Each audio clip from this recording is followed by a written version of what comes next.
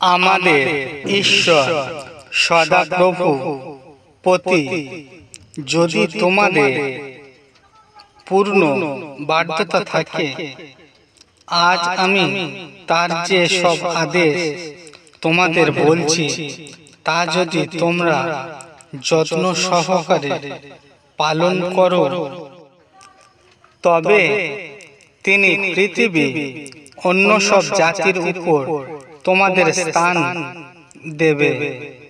তোমরা যদি আমাদের সদাপ্রভুর বাধ্য হও, তবে এই সব আশীর্বাদ তোমরা পাবে। আর তা তোমাদের সঙ্গে থাকবেন।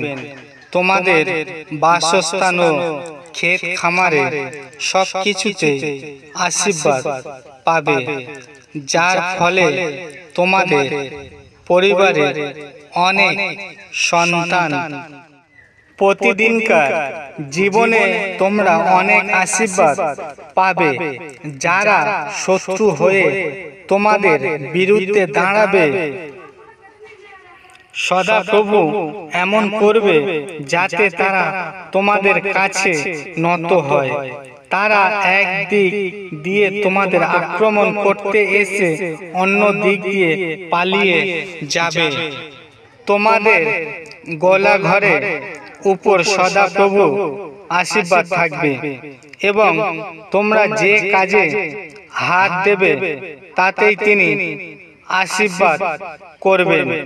আমাদের ঈশ্বর সদাপ্রভু তার দেওয়া দেশে তোমাদের আশীর্বাদ করবেন, যদি তোমরা তোমাদের ঈশ্বর সদাপ্রভুর আদেশগুলো পালন করো এবং তার পথে চলো। তাহলে তিনি তার শপথ করে প্রতিজ্ঞা অনুসারে তার আলাদা করা জাতি হিসাবে তোমাদের দাঁড় করাবে।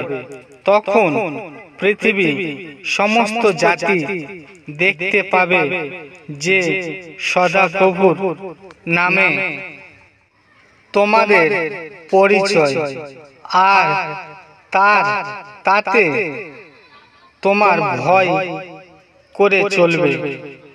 যে দেশটা তোমাদের দেবে বলে সদাপ্রভু তোমাদের পূর্বপুরুষদের কাছে শপথ করেছিলেন, সেই দেশে তিনি তোমাদের প্রচুর দান করবেন, এবং তিনি তোমাদের পরিবারের অনেক ছেলে মেয়ে পশু পালে অনেক বাচ্চা ও অনেক ফসল দেবে।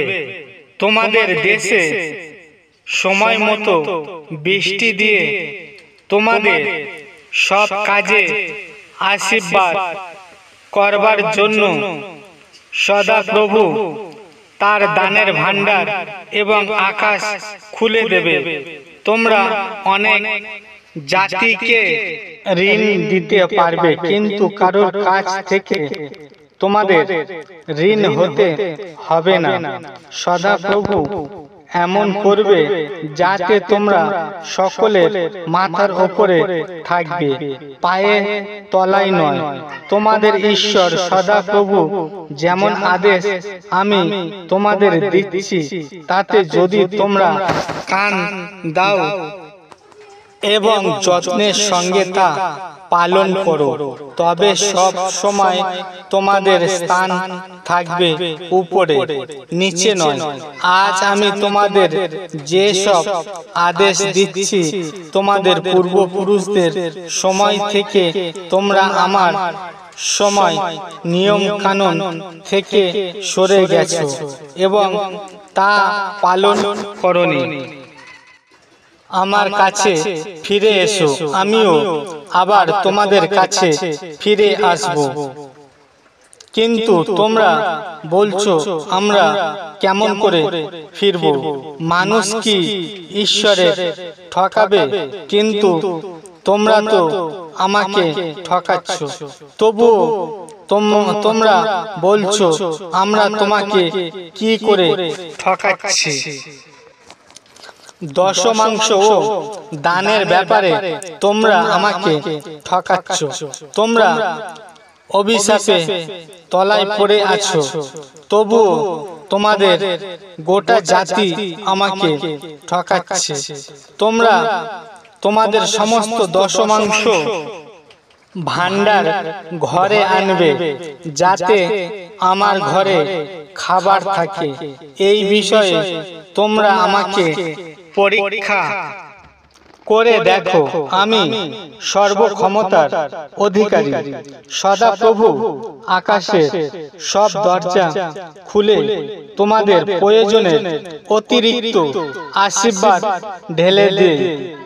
আমি গ্রাসকারী পোকাকে বাধা দেব, যাতে তোমাদের ফসল খেয়ে না ফেলে।